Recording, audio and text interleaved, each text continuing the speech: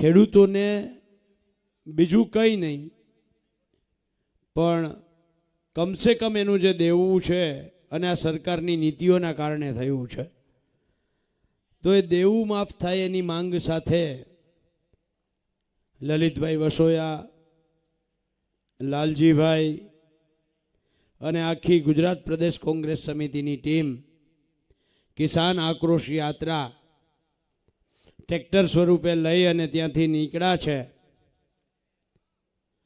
આવતીકાલે ભગવાન દ્વારકાધીશના દર્શને જવાના છે.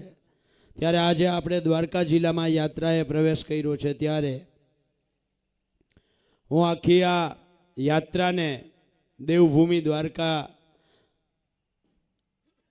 આવકારું છું, સ્વાગત કરું છું. અને હારે હારે જામનગર જિલ્લાની ટીમ જે યાત્રા અહીંયા સુધી પહોંચાડવા માટે આવી છે એમનો પણ આભાર માનું છું. આજે લાલજીભાઈ એવું કહ્યું કે આપણે કોઈએ ભાષણ કરવું નથી, વાત કરવી નથી. આજે આપણે ખેડૂતોને સાંભળવા છે અને ખેડૂતો આ બાબતે શું કહે છે. જે પરિસ્થિતિ સરકારે ખેડૂતો ઉપર અત્યારે કુદરતે તો કરી જ છે, પણ હારે હારે સરકાર પણ એક બાજુ 25-30 લાખ કરોડ રૂપિયા ઉદ્યોગપતિઓ આપીને આપી દે અને ખેડૂતોને એમ કહે કે 10,000 કરોડમાં તમે સમજી લેજો, વીઘે 3,500 રૂપિયા, ભલે તાલપત્રીના ના થાય. પણ સરકારે જ્યારે આ પરિસ્થિતિ કરી છે ત્યારે લાલજીભાઈનું, લલિતભાઈનું કહેવું એવું છે કે આપણે વાત કરીએ એના કરતાં ખેડૂતો બોલે, એની અંદરની વેદના કહીએ. એટલે આપણે ખેડૂતોની વેદના, ખેડૂતોનો આક્રોશ આ સાંભળવો છે. ત્યારે હું આપ સૌને આમંત્રિત કરું છું કે આમાંથી જે કોઈ આ બાબતે ખેડૂતોની પરિસ્થિતિ બાબતે વાત કરવા માંગતા હોય તો હાથ ઊંચો કરે અને એક પછી એક આપ તમારી જે પીડા છે, વેદના છે એ વ્યક્ત કરો.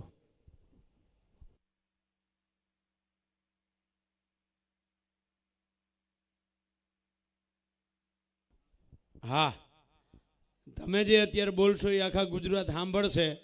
એટલે જે આપણી પીડા છે, વેદના છે એ કહેવાનું છે. મારે નામ લઈને કોઈને કહેવું નથી. તમારી જે અંદરની પીડા છે એ તમે કહો.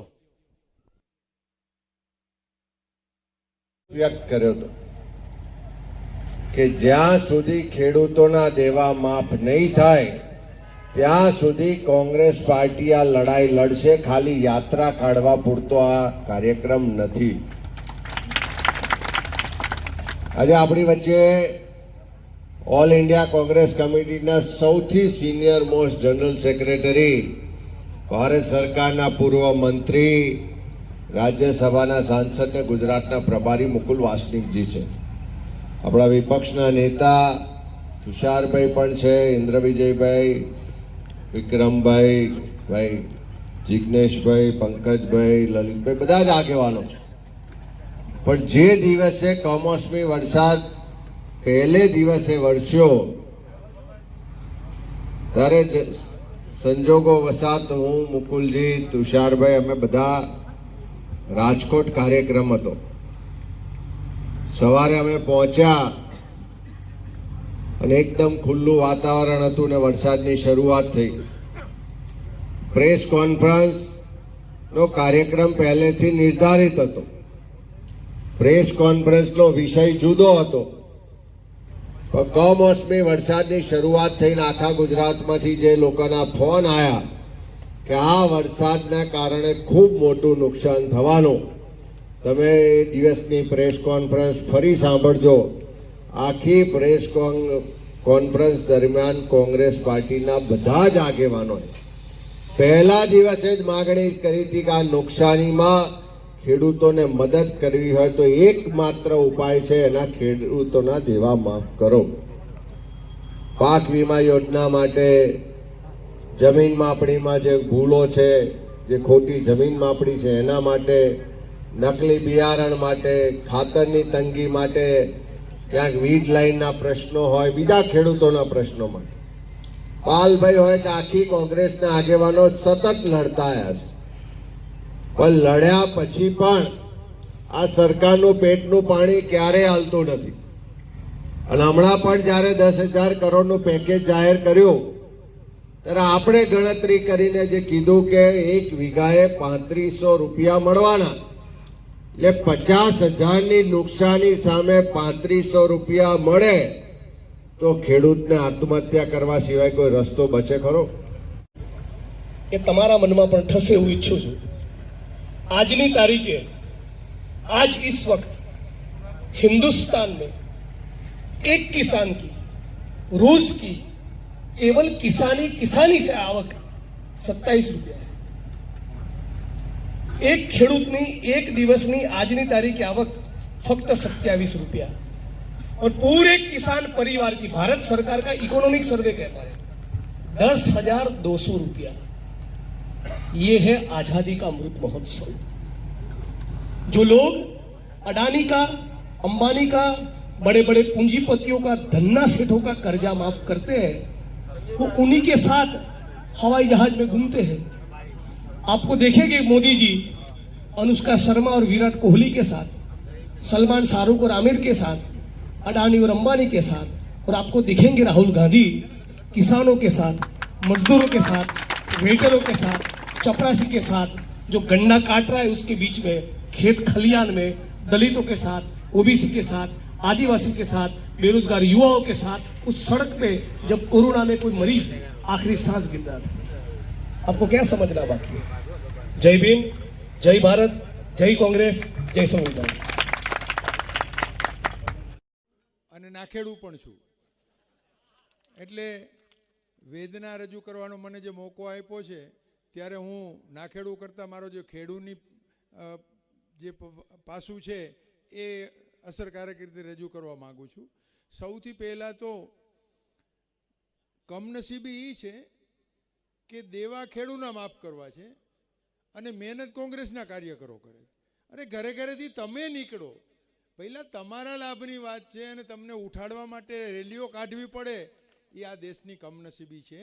અને ખેડૂતોની તો ખાસ, અને ખેડૂતોનું આ લક્ષણ છે, કારણ કે આપણા દેશના ખેડૂતોને ક્યારેય એનો જે ખરેખર સ્ટેટસ છે ને એ અનુભવવાનો મોકો જ આપવામાં આવ્યો નથી।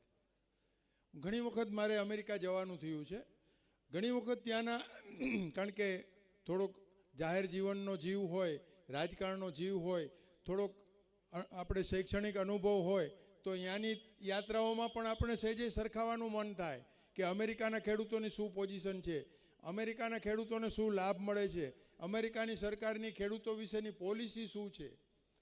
यहाँ ધારો કે કોઈ એક પાક છે એ વધુ પડતો વવાઈ ગયો અને એના ભાવ ન મળે તો સરકાર રોકડા પૈસા આપી દે કે ભાઈ ગયા વખતે તમને કેટલો ભાવ મળ્યો હતો અને તમારું માનવું શું છે, તો એના પ્રતિનિધિઓ એમ કહે કે આટલો ભાવ વ્યાજબી છે, તો ઉપરનો ભાવ સરકાર રોકડા આપી દે।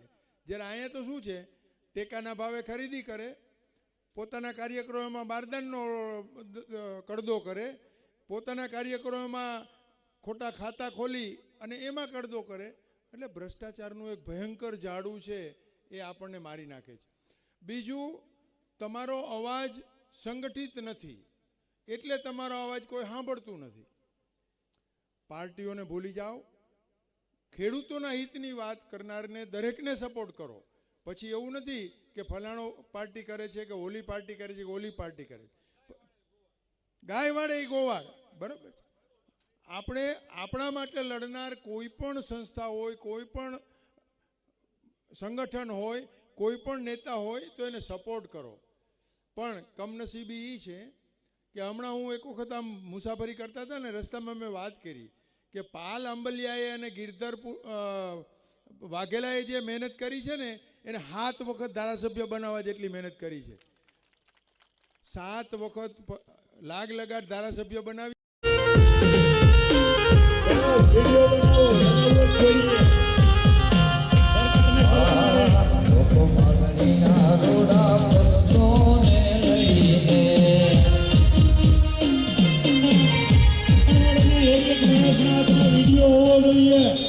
પોતાના સોશિયલ મીડિયામાં આ પોસ્ટ મુકાવી જોઈએ।